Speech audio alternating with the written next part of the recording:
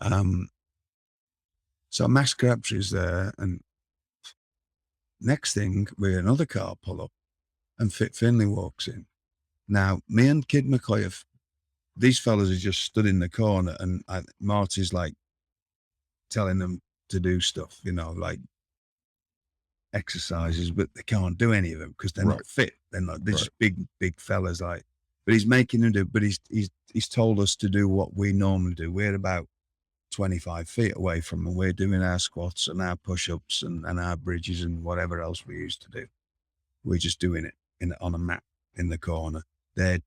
Marty's sort of with them. Max Crabtree's there with a clipboard and a pencil, as if he's taking notes. I don't think he took a note. Might have been drawing a picture of anything. Who knows? I don't know. It's just trying to look important. It just looks good when you have a clipboard. It just looks good. Right. Yeah. Fit Finlay walks in. Now, the usual thing was after we finished our training, we'd get in the ring. So I'd climb in the ring, waiting for Kid McCoy. The next thing, Fit Finlay opts in. And I'm in this job now, but I've only watched him wrestle. And if you watch him wrestle, there's no not thinking that this fella knows what he looks like. He hurts people. That's from somebody who's already in the wrestling job. And he can. He's the real deal. So I'm thinking, well, he's going to drag me about, but it's going to be a good lesson, because I'd been getting dragged about for the last 2 years I was in the job anyway. But this is I'm looking at this as an honor. He's going to just drag me and beat me up and smash me about and do whatever. I don't care. It's Fit Finlay, and I'm going to learn something from this, right?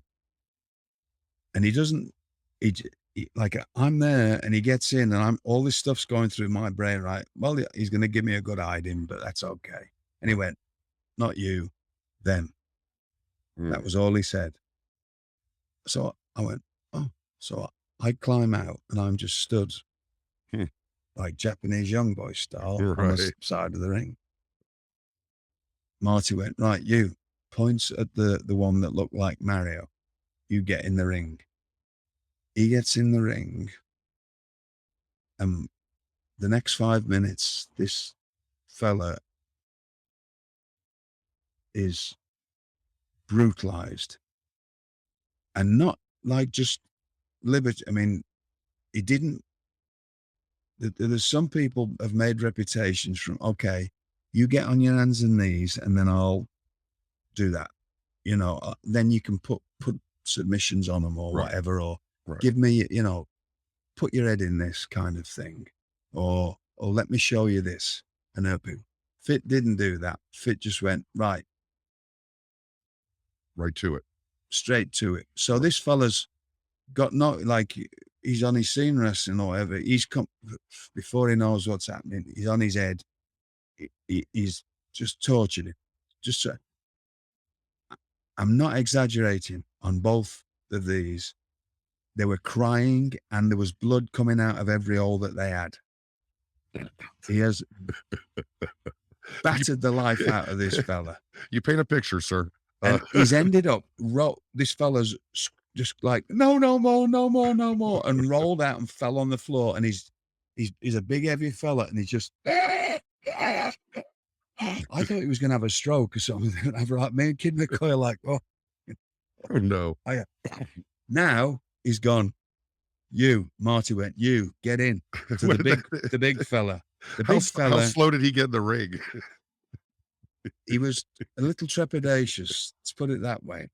The big fella had no teeth at the front at all. His teeth were out. He takes his shirt off. So you could see his t-shirt off. He's already covered in sweat. He's done whatever, about a 20th of what me and Kid McCoy have done as far as exercise-wise. He's already done, right? He's done like 3 squats and half a push-up, but he's 6'6" and maybe 300 and odd pounds. He took his t-shirt off that's already drenched in sweat. He has got F mm-mm-mm, the police tattooed across his chest, Oh, wow. right? This Right. is what kind of person this is, right? Same thing again. Fitz just attacked this fella. This fella's trying to fight him off. It's got no chance. Fitz has just dragged him down. He's smashed. I mean, just all over him, just like tearing, just in I every envision it as a mix of aggression and skill, just and completely. skill, aggression, and just shit. There's no, I think they're all a fit, but he can be a very once he goes off, there's no messing. He's a spiteful fighter, And his dad right? was like that too, right? Right. Mr. Finley is that they can go right. Right. So he's got this fella. He's got him in every submission. You can just sticking it on enough for him that this fella's screaming, loosen it, grabbing something else, tell it, and keep and chewing this fella out. Fight, get out of it, get like. Oh, And no. Marty's screaming at him, and Max had this little thing where he do this little, and he's like as if he's making notes or something. He's just loving watching these He's fellas just getting beaten smirking and up. watching. Yeah, just watching, sat on a chair right in front of the ring, just watching these fellas get like battered. You know, just hammered. He quits. He's like, no, no more, crying the whole business. He lasted about 6 minutes. It could have been over. It could have, both of them could have been over in less than probably 30 seconds. But Fit stopped, like he wasn't even listening to him when they were tapping out, when they were like, no, submit. He wasn't listening. He was just mullering these fellas, right? So that they've crawled out of this.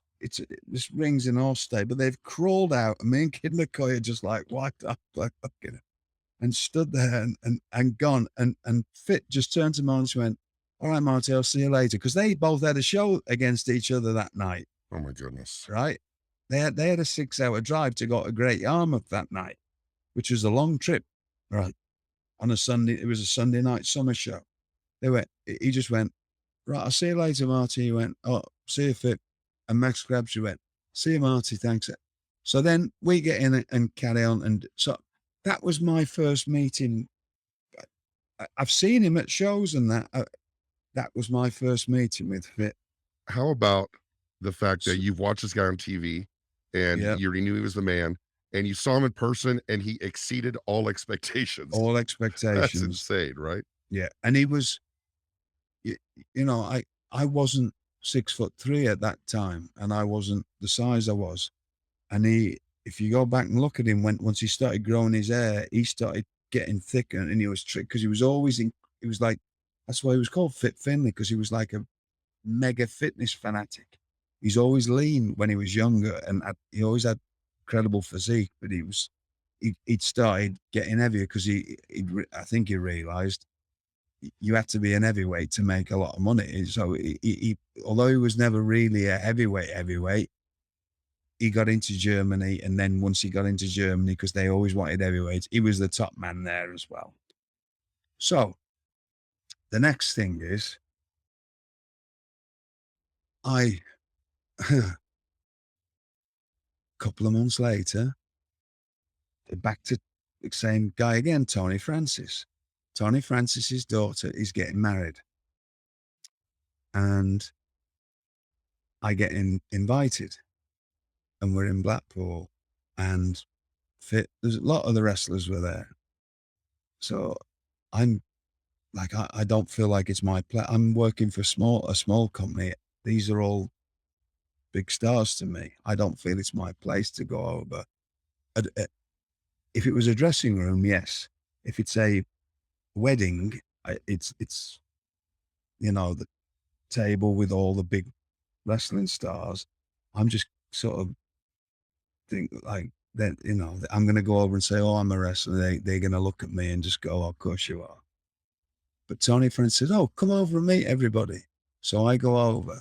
Now, I didn't know any better, because the group of wrestlers I was around did the horrible. And this is one The of the loose things I learned. handshake, right? Right, The loose right. handshake.